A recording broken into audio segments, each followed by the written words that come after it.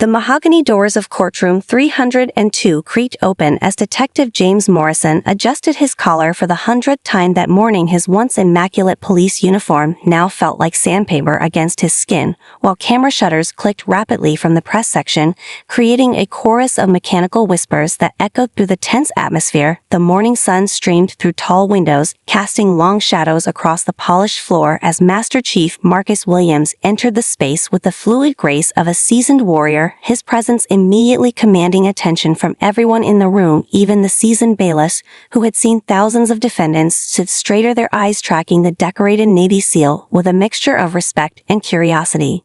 The gallery, packed with civil rights activists, reporters, and fellow police officers, buzzed with barely contained energy as Williams' family occupied the front row. His wife Catherine, a prominent civil rights attorney, sat with perfect posture, her eyes never leaving Morrison, while their teenage son Marcus Jr. watched the proceedings with the same intensity his father was known for in the field. The young man's Naval Academy sweatshirt, a silent testament to following in his father's footsteps. Behind them sat 5 other Navy SEALs, their muscular frames filling the wooden benches, their faces impassive, but their eyes alert, tracking every movement in the courtroom like predators assessing potential threats. Judge Patricia Hamilton swept into the courtroom, her black robes flowing behind her like dark wings. Her silver hair caught the morning light, creating a halo effect that seemed fitting for someone about to pass judgment in such a historically significant case. Her reputation for being tough but fair had preceded her, and her selection for this case had made national headlines. The judge settled into her chair, her weathered hands arranging papers with practiced precision, while her sharp gray eyes surveyed the courtroom with the awareness of someone who presided over thousands of cases yet recognized the unique gravity of this particular moment. Morrison shifted in the defendant's chair, the wooden seat somehow harder and more uncomfortable than the countless times had sat in courtrooms as a testifying officer, the irony of his position not lost on him as he watched his former colleagues carefully avoid his gaze from the gallery. His own partner of 6 years, Officer Sarah Chen, had turned state's evidence. Her testimony about his pattern of behavior weighted like a sword of Damocles over his head. The weight of his actions seemed to physically press down on his shoulders, making his normally rigid posture slouch despite his attempts to maintain the commanding presence that had once made him the most feared officer in the 12th Precinct. The prosecution team, led by District Attorney Marcus Rodriguez, arranged their materials with quiet efficiency, their table a stark contrast to the disarray of papers and nervous energy emanating from the defense side. Rodriguez, a veteran prosecutor who'd never lost a civil rights case, kept glancing at Williams with a mixture of respect and determination. His own father, having served in the Navy, created an unspoken bond with the SEAL that would become evident in the powerful prosecution to follow. Television screens were being wheeled into position, their blank screens holding the damning bodycam footage that would soon shatter Morrison's carefully constructed narrative of that fateful morning when his deep-seated prejudices had finally collided with the wrong target. The technical team worked silently, checking connections, while the jury filed in their faces, a diverse mix of citizens who would soon witness the unraveling of a decorated officer's career and the triumph of justice over institutional protection. The morning light continued its journey across the courtroom floor as the bailiff called for all to rise, marking the official beginning of a trial that would send ripples through police departments across the nation. Williams stood at parade rest, his muscular frame casting a long shadow that seemed to reach toward Morrison, like the hand of judgment itself, while photographers scrambled to capture the moment when a Navy SEAL who had faced down terrorists would confront a different kind of threat to American values, one wearing a badge that no longer deserved the authority it represented. District Attorney Rodriguez stood with deliberate slowness, his Italian leather shoes making no sound on the polished floor as he approached the evidence table where a laptop connected to the courtroom screens waited like a loaded weapon. The prosecutor took a moment to straighten his red tie, a gesture that seemed to stretch time itself. As the gallery held its collective breath, the darkness of the screens reflected the tense faces of the audience like black mirrors about to reveal an uncomfortable truth. Officer Sarah Chen, Morrison's former partner, sat in the witness stand, her hands clasped tightly in her lap as she prepared to narrate the footage that had caused her to finally break ranks with the thin blue line. Her testimony would provide context to the visual evidence that was about to shake the foundations of the police department. The young officer had aged years in the months since that morning, her once friendly relationship with Morrison now replaced by the heavy burden of doing what was right. The screens flickered to life, showing the pre-dawn streets of Oak Hill, the wealthiest suburb in the city, the timestamp reading 4:47 morning light barely beginning to paint the horizon. Morrison could be heard humming an old country song on the bodycam footage, the sound somehow making the upcoming events even more chilling. Williams appeared in the frame, his powerful frame dressed in moisture-wicking running gear that clearly displayed the Navy SEAL alumni logo, his steady breath visible in the cool morning air as he maintained his disciplined pace. "What are you doing in this neighborhood, boy?" Morrison's voice crackled through the courtroom speakers, several jurors flinching at the harsh tone and deliberate emphasis on the last word, the screech of patrol car tires drowning out Williams' initial response as Morrison deliberately mounted the curb, cutting off the SEAL's path, the camera showing Williams raising his hands with practiced calm, even as Morrison burst from the vehicle, weapon already drawn, violating multiple engagement protocols that Chen was now documenting in her steady professional voice. The gallery erupted in horrified murmurs as Morrison began shouting a stream of racial slurs, each word causing his current defense attorney to sink lower in his chair, the footage showing Williams maintaining absolute control, despite Morrison forcing him to kneel on the wet pavement, the SEAL trident tattoo clearly visible on his forearm as he tried to calmly explain that he lived 3 doors down. The camera's unflinching eye captured Morrison striking Williams with his flashlight when the SEAL attempted to slowly reach for his military ID. Catherine Williams gripped her son's hand so tightly her knuckles turned white as they watched the footage, her years of civil rights law experience telling her this was the kind of evidence that would be studied in law schools for decades to come. Behind her, the 5 Navy SEALs sat in rigid silence, their training barely containing their reaction to watching a brother in arms being treated like a common criminal, their collective presence a reminder of the brotherhood Morrison had unknowingly challenged that morning. Judge Hamilton maintained her professional composure, but her pen pressed so hard against her notepad that the tip broke, sending a spot of ink spreading across her notes like a dark stain as the footage showed Morrison calling for backup, describing a suspicious armed individual, while Williams remained kneeling, his hands raised, the morning sun now providing enough light to clearly show his face and military bearing, which Morrison continued to ignore in favor of his predetermined narrative about gang activity in the area. The defense team frantically whispered among themselves as the footage continued, showing backup arrives, their own bodycams adding new angles to the incident, each perspective Danny Morrison further as fellow officers could be heard questioning his actions in real time, their uncertainty about following clearly unlawful orders evident in their hesitation. Williams remained a statue of dignity throughout the entire ordeal, his SEAL training turning what was meant to be humiliation into a powerful testament to his character and resilience. The timestamp showed 27 minutes had passed before a senior officer finally recognized Williams from a community policing event and ordered Morrison to stand down. By then, the damage had been done, but the SEAL's composure had transformed what could have been a tragic headline into a watershed moment for police accountability. The footage ended with Williams standing tall despite his muddy clothes, calmly giving his name, rank, and serial number to the apologetic senior officer, while Morrison could be heard in the background making remarks that caused several jury members to scribble furiously in their notebooks. Master Chief Marcus Williams rose from his seat with the fluid grace of a man who had spent decades honing his body into a weapon of war, his dress uniform adorned with ribbons and medals that told silent stories of valor across multiple continents gleamed under the courtroom lights as he approached the witness stand, his measured steps echoing through the hushed chamber like a steady heartbeat. The combat veteran raised his right hand with the same precision had used countless times to signal his team through dangerous territory while the clerk administered the oath. District Attorney Rodriguez approached the witness stand, his first question hanging in the air like morning mist, asking Williams to describe his military service. The SEAL shifted slightly in his chair, his powerful frame somehow making the wooden seat seem small as he began speaking in a voice that carried the quiet authority of a man who had led others through the world's most dangerous places. Williams detailed his 23 years of service, beginning with his decision to join the Navy after watching the Twin Towers fall on television while sitting in his college classroom.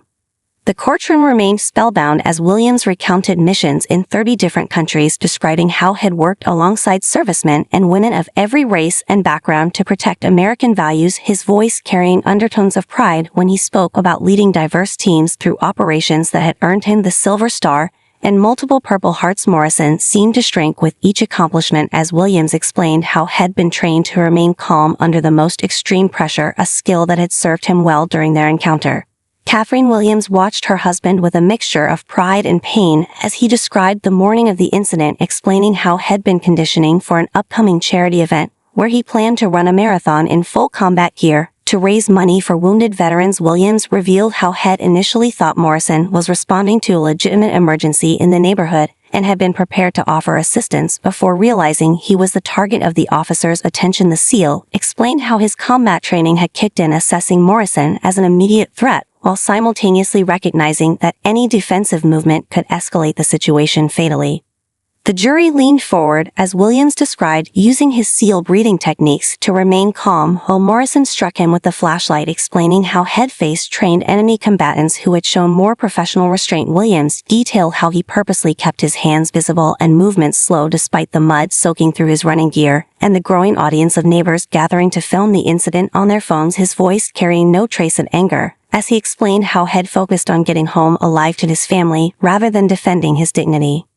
A powerful moment filled the courtroom as Williams stood at the district attorney's request, rolling up his sleeve to display the SEAL trident tattoo that Morrison had ignored. He traced the symbol, explaining how each element represented core values of honor, courage, and commitment that had sworn to uphold. The irony heavy in the air, as he described how these same values should have guided Morrison's actions that morning. Several of the jurors nodded in agreement while Morrison's defense team shuffled their papers, avoiding the piercing gaze of the decorated warrior. Williams' testimony took an unexpected turn as he spoke about his son in the gallery, describing how he'd had to teach the boy from an early age about the dangers he might face not from America's enemies abroad, but from prejudice at home, his voice maintaining its professional tone, even as he revealed how his years of service and sacrifice had not protected him from the varied bias had fought to defend others against. The SEAL shared how he'd used the incident as a teaching moment for his son's Naval Academy class, speaking about maintaining composure and dignity even when faced with injustice. The temperature seemed to drop several degrees as Williams finally turned to face Morrison, directly addressing how the officer's actions had dishonored not only his badge but the sacred trust between those who serve, whether in the military or law enforcement. The SEAL described how he'd met countless police officers during his service, many of whom had become close friends, and how Morrison's behavior was a betrayal of their shared commitment to protect and serve all Americans regardless of race or background. His words carried the weight of someone who had bled for his country, while Morrison had chosen to betray its principles. The defense team's confident facade crumbled like a house of cards as District Attorney Rodriguez wheeled in a cart loaded with evidence boxes, each one labeled with dates spanning Morrison's 15-year career. The prosecutor's assistant distributed thick binders to the jury while Rodriguez powered up his laptop, connecting it to the courtroom displays. Morrison shifted uncomfortably in his chair as his entire digital footprint prepared to testify against him, the morning sun now high enough to cast harsh shadows across his increasingly pale face. Technical analyst Dr. Maya Patel took the stand, her credentials in digital forensics scrolling across the screen as she began presenting her findings from Morrison's precinct computer, her voice clinical and detached as she revealed searches for white supremacist websites dating back 5 years. The analyst methodically showed how Morrison had used police resources to research wealthy minority residents in his patrol area, creating detailed notes about their daily routines. The jury watched in horror as she revealed encrypted folders containing racist memes and manifestos that Morrison had shared through private police message boards. Officer Sarah Chen returned to the stand, this time carrying her personal journal, documented every racist comment and incident she'd witnessed during her partnership with Morrison, her voice steady, but her hands trembling slightly as she described how he'd taught her to profile vehicles based on the driver's race. Her testimony, supported by dash cam footage showing Morrison bragging about targeting luxury cars driven by minorities in affluent neighborhoods. The young officer explained how she'd initially stayed silent out of fear of retaliation, but Williams' case had given her the courage to finally speak out. A parade of fellow officers took the stand, each one breaking the traditional blue wall of silence as they described incidents they'd witnessed or reported, only to have them buried by sympathetic supervisors. Sergeant Michael Rodriguez, no relation to the DA, testified about finding racist literature in Morrison's locker during a routine inspection, but being ordered to ignore it by a superior who was now conveniently retired. The sergeant revealed how Morrison had created an unofficial quota system for minority stops, maintaining a secret tally in his patrol car. Internal Affairs investigator Diana Foster approached the evidence table with a thick file, her testimony revealing how 17 separate civilian complaints about Morrison's racist behavior had been systematically downgraded or dismissed over his career. The investigator explained how Morrison had managed to avoid serious scrutiny by carefully selecting his targets, ensuring they were either too intimidated or too busy to pursue lengthy complaint procedures. Her revelation that Williams had been the first victim with the resources and determination to fight back caused several jurors to shake their heads in disgust.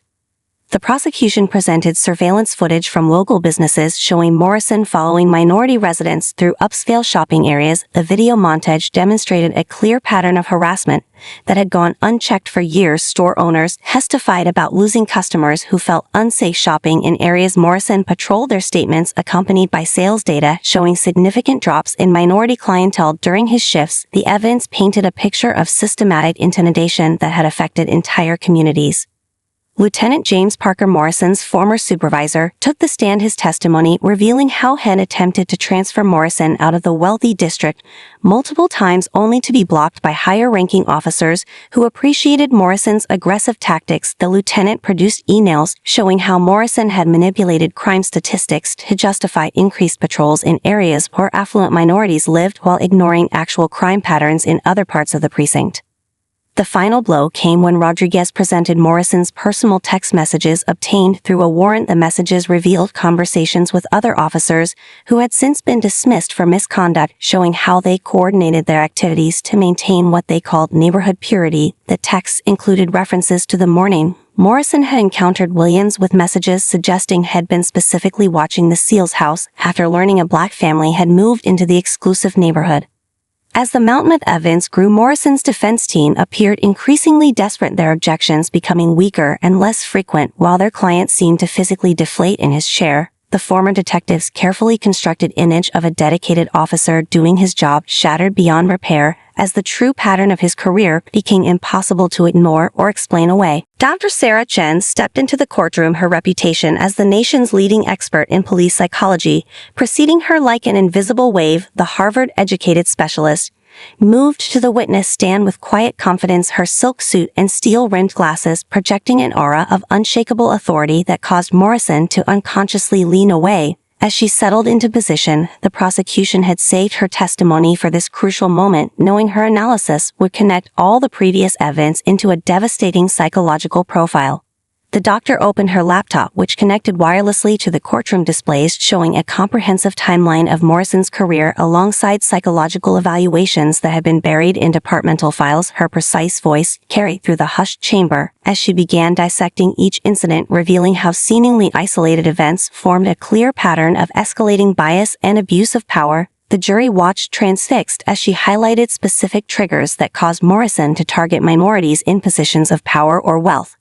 Dr. Chen presented a series of brain scan studies showing how racial bias affects decision-making in high-stress situations, her explanation making complex neurological concepts accessible as she connected them directly to Morrison's documented behaviors. The expert revealed how his psychological evaluations showed increasing signs of authority complex and racial animosity that department psychiatrists had noted but failed to address. Her analysis demonstrated how the department's failure to intervene had enabled his behavior to escalate until the confrontation with Williams became almost inevitable. Former Police Academy instructor Captain Thomas Martinez took the stand next, his 30 years of training experience evident in his ramrod straight posture as he methodically outlined every protocol Morrison had violated during the Williams incident. The veteran trainer used the body cam footage to create a moment-by-moment breakdown showing how Morrison had ignored basic de-escalation techniques and violated fundamental safety procedures, his testimony particularly damning as he revealed how Morrison had actually scored poorly in racial sensitivity and conflict resolution training during his academy days. The prosecution displayed police training manuals and department policies on screen as Captain Martinez highlighted specific sections.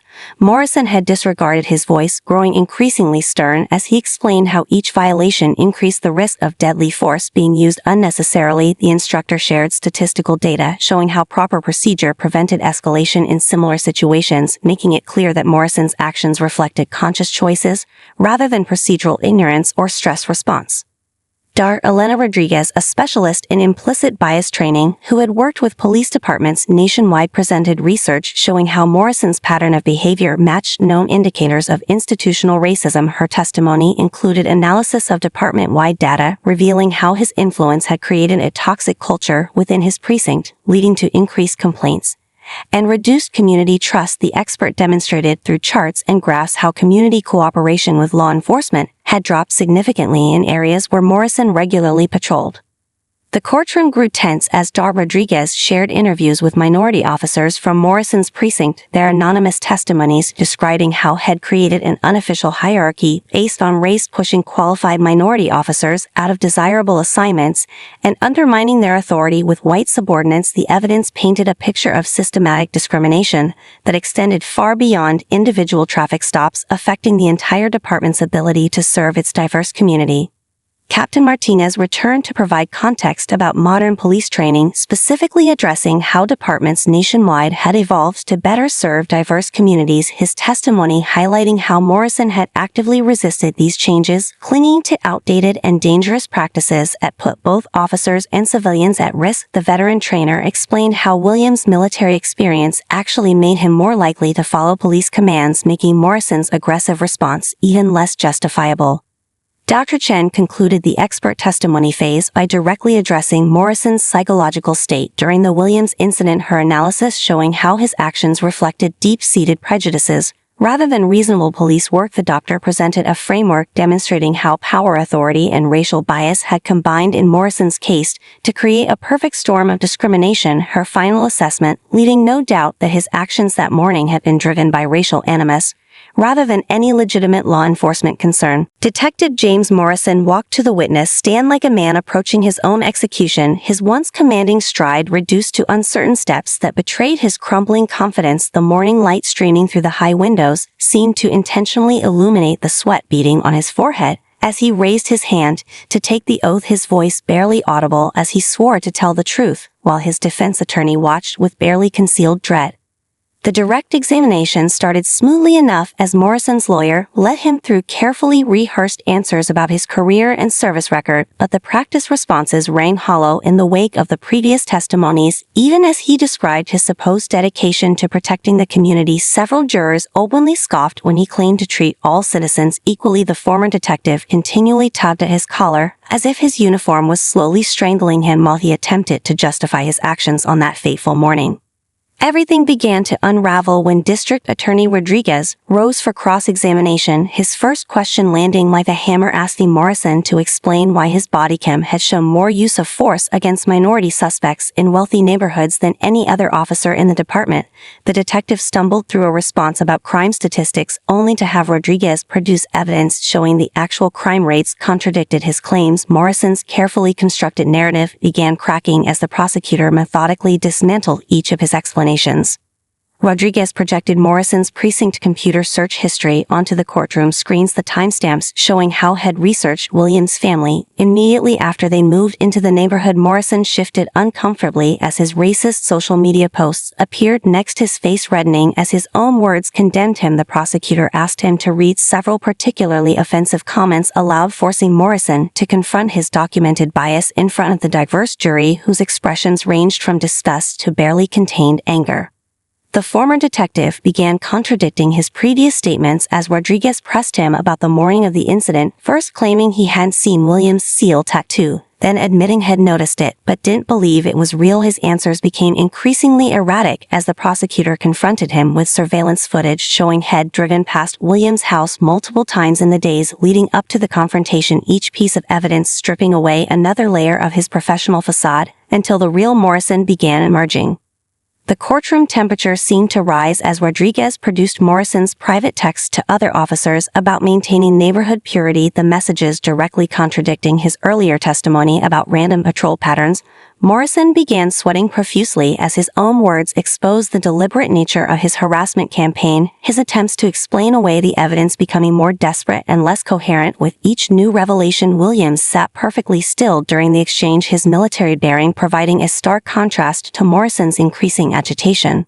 The breaking point came when Rodriguez questioned Morrison about his military service record, asking why he had never served, despite claiming in previous testimony that he respected veterans. Morrison exploded, his voice rising to a shout, as he declared that real Americans didn't need to serve under minorities like Williams. The outburst causing his own defense attorney to physically recoil, while gasps echoed through the courtroom. Judge Hamilton banged her gavel, but Morrison continued his rant, years of carefully hidden racism pouring out in a toxic stream of consciousness. As court officers moved to restore order, Morrison completely lost control, shouting racial slurs and conspiracy theories about minority professionals infiltrating white neighborhoods. His face contorted with rage as he pointed at Williams, declaring that people like him didn't belong in premium neighborhoods regardless of their service. The former detective's meltdown continued until Judge Hamilton ordered him restrained, his racist tirade echoing through the courthouse as he was forcibly returned to his seat, while his defense team sat in stunned silence, their case effectively self-destructing before their eyes.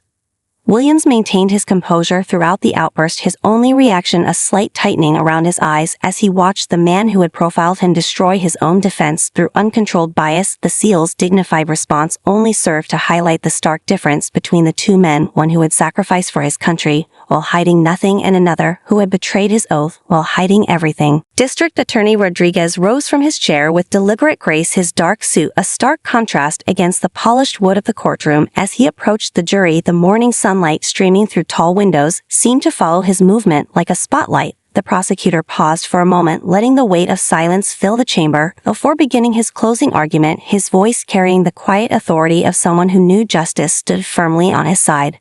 The prosecution began by wheeling out two easels, placing them side by side before the jury. On one, he posted a photograph of Williams in full dress uniform receiving the Silver Star for Valor under fire. On the other, a still image from Morrison's body cam showing the SEAL kneeling in the mud. Rodriguez wove a masterful narrative connecting these two moments in time, describing how a man who had faced enemy fire protecting American values had found himself confronted by a different kind of threat on the streets he had sworn to defend.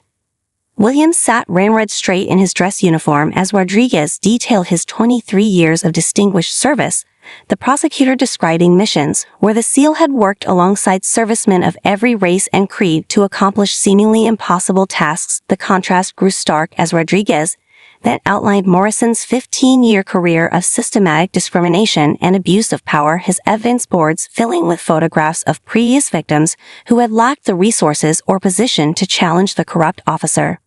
The courtroom remained spellbound as Rodriguez displayed a map of Williams' neighborhood, marking the spots where Morrison had conducted his unauthorized surveillance. The prosecutor revealed how the detective had spent more time monitoring the SEAL's house than patrolling actual crime hotspots in his district. Text messages and surveillance footage built a damning timeline showing how Morrison had methodically planned to drive the Williams family from their home through intimidation and harassment. Rodriguez projected training records onto the screens, comparing Williams' extensive combat de-escalation experience with Morrison's history of aggression and bias. The prosecutor explained how the SEAL had used his military training to remain calm and controlled even as Morrison violated procedure after procedure, describing how Williams' compliance and dignity had transformed what could have been a tragic headline into a moment of revelation about systemic racism within law enforcement. The defense team's closing argument felt hollow in comparison, their attempts to paint Morrison as a dedicated officer undone by a single mistake, falling flat against the mountain of evidence. To the contrary, their voices seemed to lack conviction as they tried to explain away their client's documented history of bias and his explosive courtroom confession. Even Morrison appeared to have given up, his shoulders slumped in defeat as his attorneys made their final desperate attempts to salvage something from the wreckage of their case. Rodriguez returned for his rebuttal, his voice rising with controlled passion as he reminded the jury how Williams had faced death countless times defending American values only to find those same values threatened by someone sworn to uphold them. The prosecutor pointed out how Morrison had betrayed not only his badge but the trust of every officer who served with honor and integrity, his actions casting a shadow over the entire department and making the job of good police officers even more difficult. The prosecutor concluded by playing a final piece of evidence, Williams' body cam footage from his time as a SEAL instructor teaching young recruits about duty, honor, and sacrifice. The video showing him explaining how true warriors protect all Americans regardless of their background. Rodriguez let the SEAL's words hang in the air before turning to the jury and asking them to consider which man in the courtroom had truly embodied those values. As Rodriguez returned to his seat, the gallery remained silent, processing the powerful narrative had woven. Catherine Williams squeezed her husband's hand, while their son sat tall and proud beside them, the 5 Navy SEALs in attendance maintaining their stoic presence, their quiet strength a testament to the brotherhood. Morrison had unknowingly challenged Judge Hamilton, surveyed the courtroom with keen eyes as she prepared to give the jury their final instructions, knowing that this case would resonate far beyond these walls. Time seemed to crystallize in the courthouse as the jury filed back into the courtroom after just 4 hours of deliberation, their quick return sending ripples of anticipation through the gallery, where reporters sat with phones poised and sketch artists captured the historic moment with swift, sure strokes. Judge Hamilton studied the verdict form, her expression giving nothing away as she passed it to her clerk, while Morrison sat pale and rigid in his chair, his hands trembling slightly as he awaited the decision that would determine his fate. The jury forewoman stood, her voice steady and clear as she delivered the verdict, finding James Morrison guilty on all counts: civil rights violations, assault under color of law, filing false police reports, witness intimidation, and abuse of authority. The litany of convictions echoed through the hushed chamber, each guilty pronouncement striking Morrison like a physical blow, while Williams remained perfectly still, his military bearing unchanged, even as justice finally arrived at attention before him. Catherine Williams allowed herself a single tear which tracked silently down her cheek as she gripped her son's hand, their family's ordeal finally receiving validation, while behind them the 5 Navy SEALs maintained their watchful presence, their subtle nods acknowledging the verdict, even as they remained alert and vigilant until the final moment was complete. Marcus Williams' jaw sat straighter with each guilty verdict, his young face reflecting the pride and vindication of seeing the system his father had defended actually deliver the justice it promised.